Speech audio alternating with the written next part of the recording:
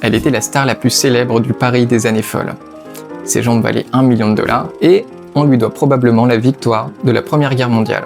Car derrière les plumes, elle cachait un secret qu'il est temps aujourd'hui de sortir de l'ombre. Si je vous dis Mistinguett et que vous avez moins de 30 ans, il y a peu de chances pour que vous voyez de qui on parle. Aujourd'hui, Mistinguett, c'est devenu un nom commun pour parler d'une jeune fille pétillante, une Mistinguett. Pourtant, il y a 100 ans, Mistinguett, c'était une énorme star internationale. Musical, théâtre, chant, cinéma, café-concert. Elle faisait tout en toujours plus grand, en toujours plus extravagant. À Paris, c'était un monument, comme l'Arc de Triomphe, comme disaient certains. Mais derrière les plumes et les strass, il y a une facette complètement méconnue de sa vie. Pendant la Première Guerre mondiale, en parallèle de ses rôles sur scène, elle a joué celui d'espionne. Une vraie de vraie. Et pas n'importe laquelle, puisqu'elle a fourni une information décisive qui a contribué à sauver la France de l'invasion allemande. Rien que ça. C'est ce que démontre l'historien Bruno Fulini dans son livre Mistinguett, la danseuse qui a sauvé la France, en s'appuyant notamment sur des archives militaires déclassifiées. Et vous allez voir qu'en retour de son engagement patriotique, non seulement la France ne l'a jamais honorée, mais on l'a même méprisée.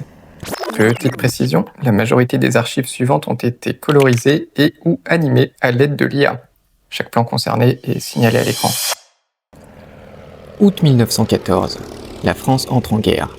L'été parisien s'interrompt brutalement. Fermeture des théâtres et cabarets, mobilisation générale, file d'hommes à la gare.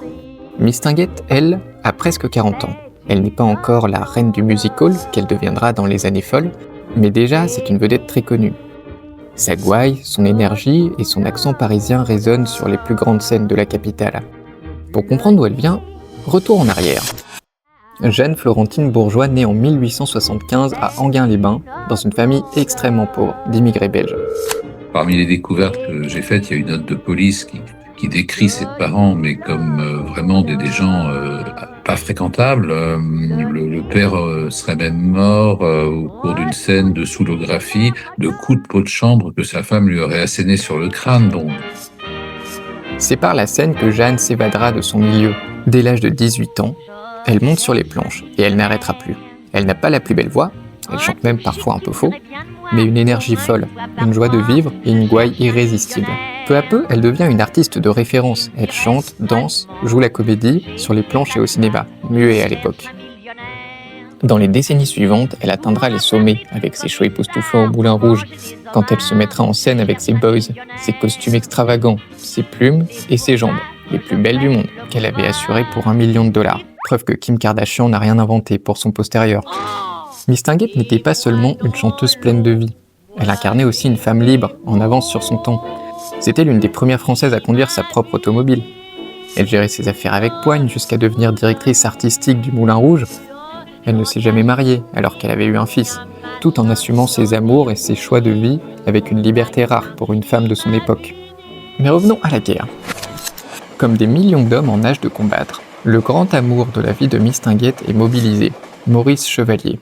De 13 ans son cadet, il est moins connu qu'elle et n'est pas encore la star mondiale qu'on connaîtra plus tard, l'ambassadeur de la chanson française à Hollywood. Depuis 1911, ils partagent des numéros de danse. Soir après soir, la complicité professionnelle se mue en véritable romance. Sauf qu'un mois à peine après son départ au front, Maurice Chevalier est blessé lors des combats dans les Ardennes. Il est fait prisonnier en Allemagne. Mistinguett va remuer ciel et terre pour le retrouver. C'est là que son rôle majeur dans la Grande Guerre commence, même si elle contribuait déjà au moral des troupes en allant chanter sur le front. L'artiste profite alors de sa notoriété pour aider son compagnon, tout en soutirant des informations à l'ennemi. Elle a l'idée de proposer son aide au 2e bureau, les services secrets de l'armée. Vous savez que j'étais en termes très suivis avec le prince de Hohenlohe, qui séjournait précédemment à Paris, et je suis prête, si vous le jugez utile, à le revoir et éventuellement à vous renseigner sur ce que je pourrais apprendre. Et la voilà espionne pour toute la durée de la guerre. Elle voyage donc en Suisse, à Genève, siège de la Croix-Rouge, qui l'aide à localiser Maurice Chevalier en quelques jours. Puis elle lui envoie des lettres et des colis pour adoucir sa captivité. Et oui, le prisonnier ignore alors que, pour libérer l'homme de sa vie, elle se donne à corps perdu au prince de Hohenlohe, écrit Fulini. 2 ans plus tard, elle réussira même à le faire libérer grâce à l'intervention d'une autre de ses connaissances, le roi d'Espagne, cousin de l'empereur d'Allemagne. Maurice Chevalier libéré, Mistinguett ne met pas pour autant fin à sa carrière d'espionne. Sans alias, sans couverture, elle, la star, voyage sous son vrai nom, son visage affiché dans les journaux. Et pourtant, On ne l'a pas repérée, elle n'a jamais été arrêtée, elle n'a jamais été inquiétée par un contre-espionnage quelconque, alors qu'elle a opéré en Suisse, en Italie, au Royaume-Uni. Elle se déplaçait soit pour aller à la Croix-Rouge pour avoir des nouvelles de Maurice Chevalier qui était prisonnier en Allemagne, soit pour faire des spectacles, des tournées. Et elle en profitait pour glaner des informations, passer des messages, écouter aux portes, quelquefois séduire des personnages influents. Le renseignement sur l'oreiller, évidemment, parce que c'est une femme vraiment magnifique et elle a pu séduire un certain nombre d'hommes. Et elle envoie régulièrement ses notes, sans rien demander en retour, juste par patriotisme. Ce qui est intéressant aussi dans Mistinguett espionne, c'est à quel point des chansons qui paraissent totalement anodines prennent une signification différente quand on sait qu'elle travaille pour le deuxième bureau. Ses grands succès du moment, c'est par exemple En douce, où je me fais petite, toute petite, on ne me remarque pas.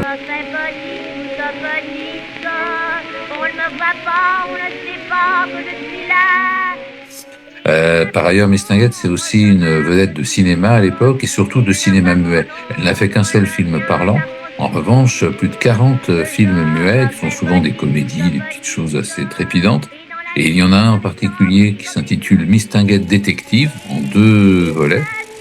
Et là, elle incarne vraiment une espionne au moment où elle est espionne pour de vrai. C'est assez étonnant. Mais surtout, en 1918, elle transmet une information capitale. L'annonce de l'emplacement de la dernière grande offensive allemande, attendue dans la Somme, mais lancée en Champagne. L'indice décisif provient de ses échanges avec le prince de Hohenlohe, encore lui. Ce renseignement permet à l'état-major français de repositionner ses troupes et de préparer la contre-offensive victorieuse de juillet 1918, la seconde bataille de la Marne. Sans Mistinguett, Paris aurait donc pu tomber, et la République avec. Et pourtant, silence, pas de médaille, pas d'honneur, rien. Au contraire, Mistinguett est tourné en ridicule. Après la guerre, un ancien ministre, empêtré dans un procès politique, révèle dans la presse que le deuxième bureau employait des danseuses. Le canard enchaîné s'en amuse. Elle est traitée de moucharde, de casserole. À l'époque, être espion ou indique pour la police est très mal vu en France. Ça évoque la délation, la trahison des voisins et l'image méprisable du mouchard qui vend ses compatriotes. Rien à voir avec l'espionnage extérieur et militaire qu'il pratiquait. Son indépendance, professionnelle, sentimentale, financière, a sans doute aussi nourri le mépris qu'elle a pu susciter dans une société encore très patriarcale. Elle, qui avait risqué sa vie, devient la cible du mépris social. Mais loyale à sa mission, elle garde le silence sur ses faits d'armes. Même dans ses mémoires, elle restera vague.